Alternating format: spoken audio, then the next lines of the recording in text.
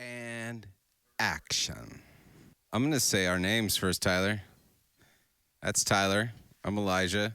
We're cities you wish you're from. And this is a song about how you shouldn't fall in love with people addicted to drugs. Unless you want to. Ah. And so you move real close, so cause they hunt you by sudden movements. I got the lights dim low, romance is a casual marketing trick, and all the calls come out, everybody wants you that I can't be trusted. And if your friends can't come, we already hide, I don't wanna get busted. We're close to heaven or hell.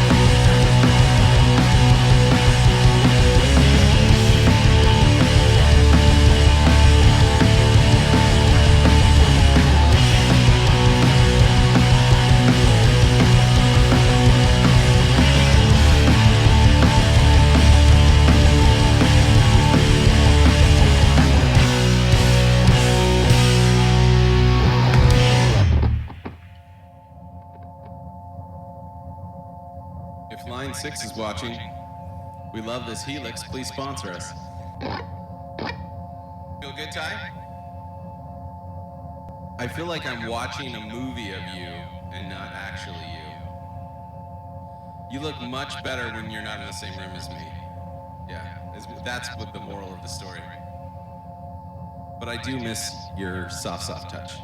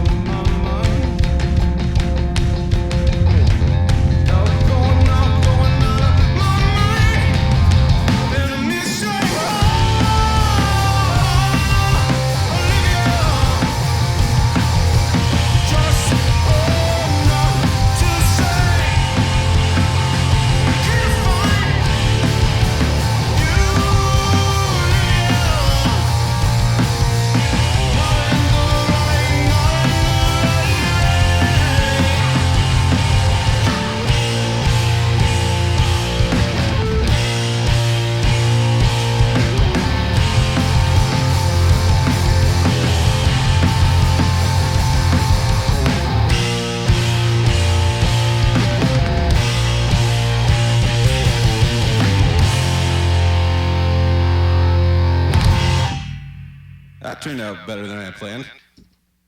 This goes out to our Reno fans. And Fresno fans. Those two. Oh, Tiki Simba.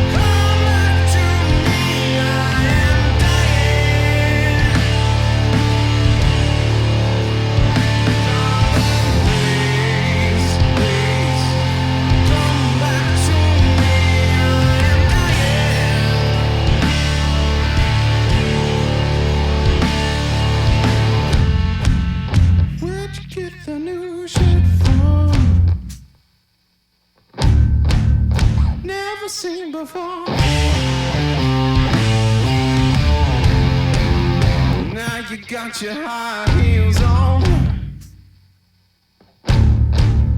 Who you wear them for? Don't you know my heart is beating like a drum? I'll wait for you, but don't wait too long, baby. Please, please, come back to me. I am dying. Darling, please, please, come back to me. I am dying.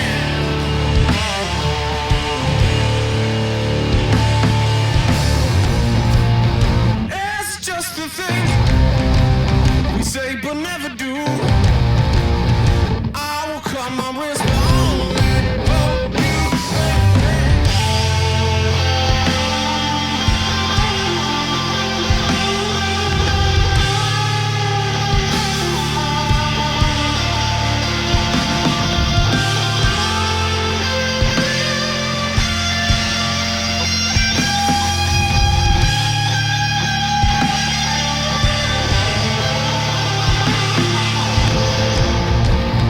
Can't you feel my pain buried deep inside?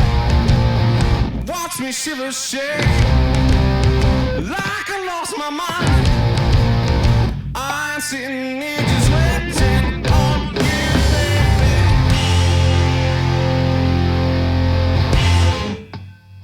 That turned out better than I thought it would.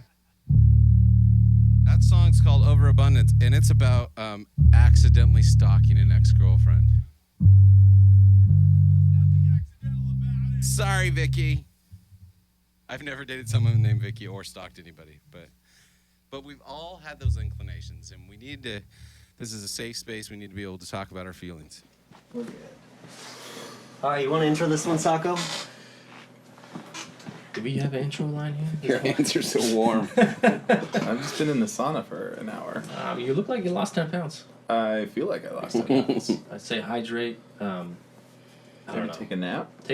No, you might go into a coma because you just need some water and some air, actually. Yeah. It's raining outside. Maybe if you go outside, put yourself in some soil, you might grow like a plant. Okay. Are we doing like a cold opening to this interview? Is that Oh, what like- that was? I can't tell if you're in interview mode or if you're actually talking. All right, so I like that opening. That's good. I thought Hey, your guys. figure said carnitas too, but now I realize that it doesn't. It's So, Latin. Carnitas. All right. It's welcome cold to opening. Project S99, everybody. We have Cities You Wish You Were From here. Welcome. Thank you. Thank you for having us. Yeah. Yeah, you guys had a great set. I liked the 2 songs you planned to play, and then the 2 songs you didn't plan to play. All of it was great to me. Thank you. Oh, thank you. That's good, especially the ones we didn't plan. Okay, I'll start it off. I want to know about the name Cities You Wish You Were From. Mm-hmm. What is the meaning behind that? It means we have a band name that's too long, probably. Yeah, that, and as everybody knows, naming a band is a arduous process. Painful. It's an art. It is an art, and then sometimes you come up with Screaming Trees or something like that, which, Screaming Trees was a great band, but it's a lyric from an old song that we don't play anymore, and Elijah was just like, hey, maybe we should call it Cities You Wish You Were From, to which I said, that's too long. But then after a while, we kicked it around for a good couple weeks. We had a show coming up and had to call it something, and that's what we settled on. Yeah. And we're both from the armpit of California in Southern California, so... So from Fresno? Oh, I- worse. Fresno was a little bit of an upgrade from where we grew up. So he grew up in Bakersfield. I grew up in Lancaster, which is just over the hill from Bakersfield. I went to college in Fresno, though. I'm from Fresno, so that's why I was asking. Yeah. Okay. Go From Bulldogs. Sac Gas. Yeah. And then so everybody shits on Sacramento, hence the hat. Sacramento hates you too. Yeah, so That's a golden hat right there. we both really love Sacramento and the area, and it was just kind of a little bit of a tip of the cap to that. So I want to ask about that because I feel like I moved to Sacramento when I was like 13, so I came from San Bernardino. Mm-hmm. And I hated it because at the time that's when the Lakers and the Kings were actually good, and so I was like, "Oh, Kings people." But I've noticed there are a lot of people that Mike Bibby. a lot of people up here they don't like Sacramento. I don't know, like they're like, "Oh, Sacramento's trash." Like I love it here. I think the weather, like I love. I think it's a hidden gem. It's really grown over the years, and a lot of people that aren't from here have that like. They hear from other people that have been here, like, "Oh, yeah, it sucks. There's nothing to do there." But if you come here now, and you see the people, you see how much it's grown, you'll be like, "Oh, this is a cool place to live." There's a lot of things to do. We have a nice midtown. Yeah. There's just a lot of cool places even surrounding Sacramento. And the cool thing is, It's not Bakersfield. it's not Bakersfield. Yeah. I mean, there's nothing wrong with Bakersfield. Well, And you can afford to live here too. You can Sort for of. now. For Sort now. of, yeah. It's That's. starting to come from the Bay. I mean, that's sort of what the name is hinting at too. Is everybody? We had a lot of friends. I had a lot of friends who were musicians, and the first thing they did when they got a little traction is they left, and the bulk of them left and crashed and burned because they left behind what I think of as a really good support network and a decent town that would have a really thriving music scene if people would stop looking somewhere else and look here. Like we have plenty of places to play. We have plenty of talent, and just needs more people like you guys. Like needs more people that are really invested in growing this scene.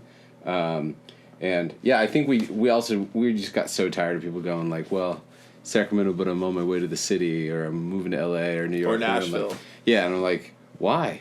Well, first of all, do you know much about the music industry? Because if you're good, you'll be people will find you. It doesn't matter where you live. Power of the internet now. Yeah. Oh, for sure. It's not about where you're living. So. Yeah, and I mean, a lot of the bands that I love now too, they live in just the middle of nowhere because they're on tour all the time. Like that's, if you want to go play in Nashville, get in a van, go play in Nashville. But I think it was our way of saying, we grew up. You don't know bad. This Sacramento's awesome. Yeah. This is a great place, and you should understand that there's a reason the grass is always greener as an adage, because it's not true. The grass is not greener. The grass is the same. People suck everywhere. People are great everywhere. There's shit everywhere. There's good stuff everywhere. Right. Get over yourself. Enjoy what you have. Because that's been like, the common thing is musician. It's like, all right, I'm getting to a point. Time to go to LA. And I'm just like, traffic. That's the number one reason I would never live in LA. Just, I want to go down the street. Time to prepare for 3 hours. Yeah. But especially Sacramento recently, the influx and then the constant just building. There's going to be the Sac Republic, we're West Sac, I know, repping here. But they're going to build a new stadium, and just the more people, we really think that Sacramento is going to be that kind of next kind of big city, but also still have the roots of being like a almost kind of local town. So Yeah. that's what I'm excited for. Yeah, it's got a good feel to it. Absolutely. I'm going to switch a couple of the gears here. So, I'll switch your gears. I don't know how to respond to that. You guys played 4 songs today. Tell me about how you came up with some of those songs and what the meaning is behind it. So we played Secret Beast, which is a new single that's coming out soon. And Secret Beast is... It's exactly what it sounds like. It's about...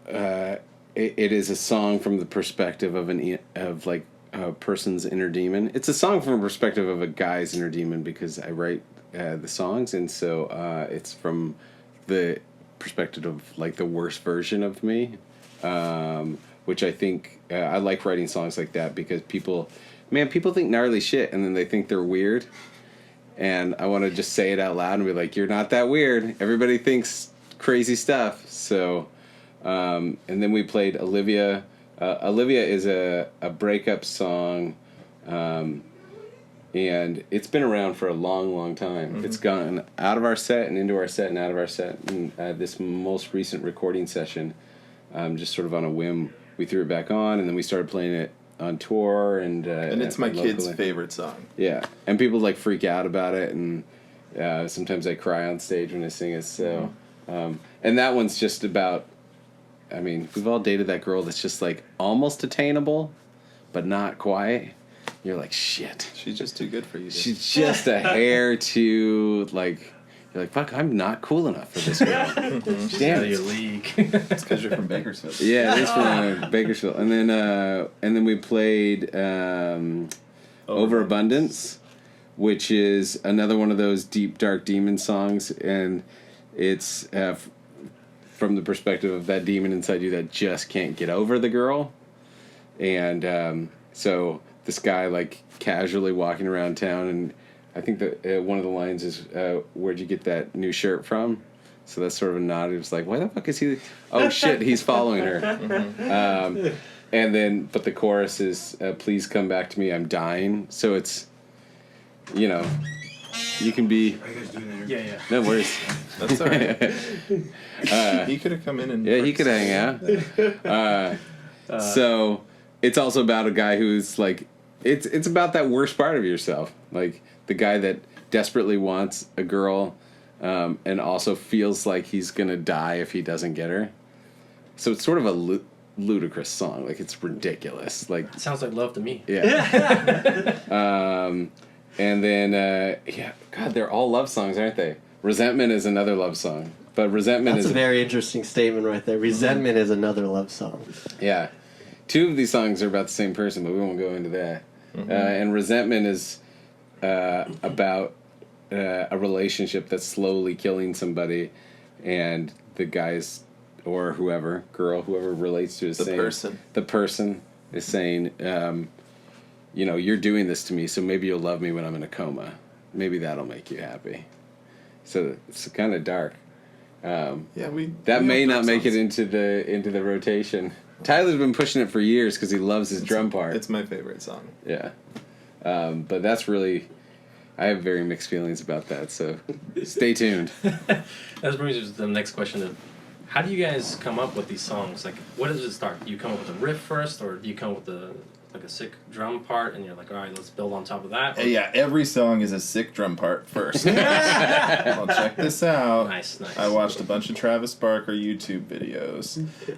No, so it's a very simple process, and we have yet to deviate from it. So, you know, with technology now, it's nice that Elijah will sort of scratch a song out, and then he'll send me the file. And then I'll either say, yeah, this is cool, or yeah, we should jam on it, or fuck yeah, we're going to do this right now. And then I get borderline obsessed with it and write a drum part to the song, and then rehearse it, and then we play it live at a show, and then if it goes over well, then we record it. Yeah. That's a good method, actually. Yeah. And it's We been should just record and go. You missed the "This will part make it." where I write ridiculous drum parts and then send them to him, and he's like, just take that out and then send me it with just the click. Because, yeah, I will write either something that makes no rhythmic sense, but it's just what I Sounds barf just like out. Adam over here. Yeah. So wait, okay, do you ever do that, like, when you guys are jamming, like, hey, can you play boom, chick, pa, chick, like, do you guys Oh, yeah. the drum speak, yeah. Yes, I love doing that. We do that too. I mean, I we have a hate- very open artistic interaction. So we, like, I'll tell him, like, hey, I want something like this here, and he'll be like, simplify that. Like, but we don't, around each other, our egos aren't very big. So, because it's all in service of the song. So, Resentment's the only one that we've disagreed with over years. We've recorded it twice, and it still hasn't come out. So I love that song so much. And if to make an analogy, sort of my part in the writing process is I'm more of the arranger. So if you look at a song like a sculpture, so Elijah will like will out the clay and be like, this is what I think it should look like, and then I'll be like, okay, put the nose there, put the ears there, you know, put the feet here. So there'll be some times where he'll come in and say, this should be the pre-chorus, and I'm like, no, that's the chorus. You know, so I kind of do that a little bit. And then, yeah, we typically come out of that process with something that we're very excited about. it usually goes Keeps really us going. It goes fast too. Yeah, and that's another beauty of being a 2-person band is that I have an opinion, he has an opinion, and that's it. Yeah. Yeah. That's not it for me and Adam. Sometimes, well, in the past when we have played, it's just been I'm the husband, he's the wife, and we're just bickering, Facts. Facts.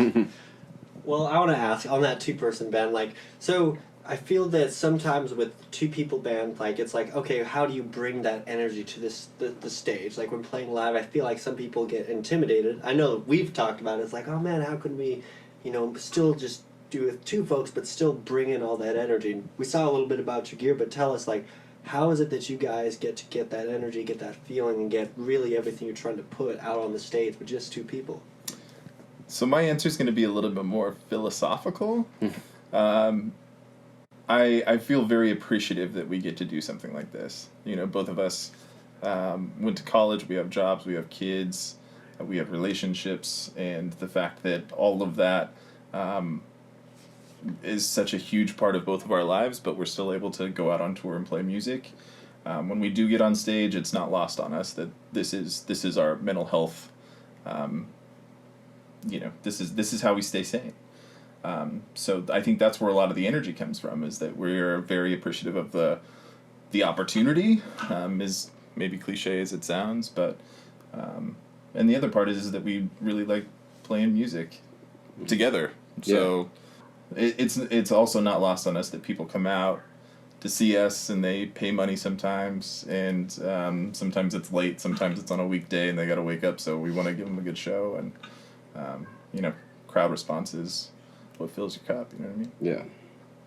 And then we have, it doesn't hurt that we're probably the tallest band in Sacramento, so we fill a stage well, and then we have a lot of technological tricks, like you guys saw. We run a guitar and bass rig at the same time, and so that's especially for musicians, they'll be like, how the fuck did 2 people sound like 4 people?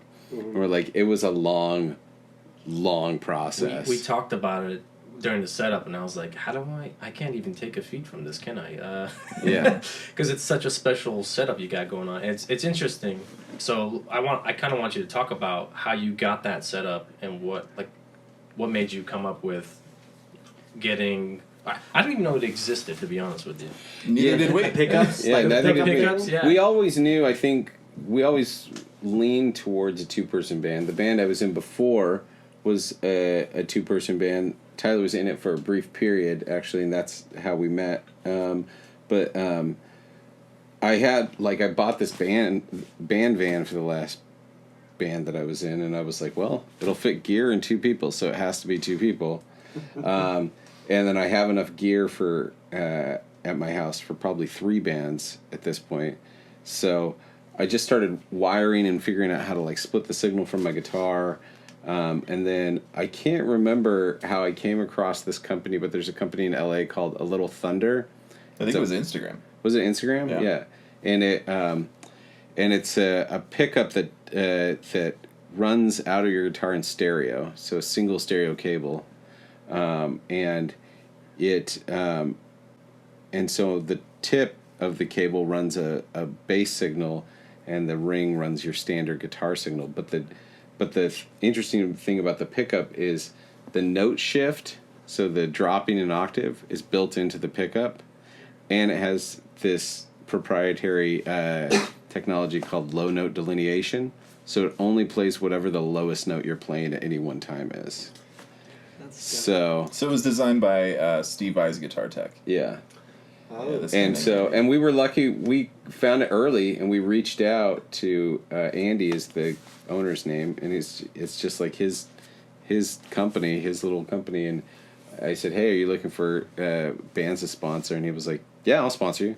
We're like, "Oh shit, that was so easy." Is that how that works? Yeah. Well, and now if anybody would like to sponsor us, let us know. They're getting pretty big. I mean, Billy Gibbons' last project that he toured with, he's using a Little Thunder now because they don't have a bass player in that project. So, yeah, I think they're on the map, so to speak, now. But yeah, Tobin from Animals as Leaders plays one.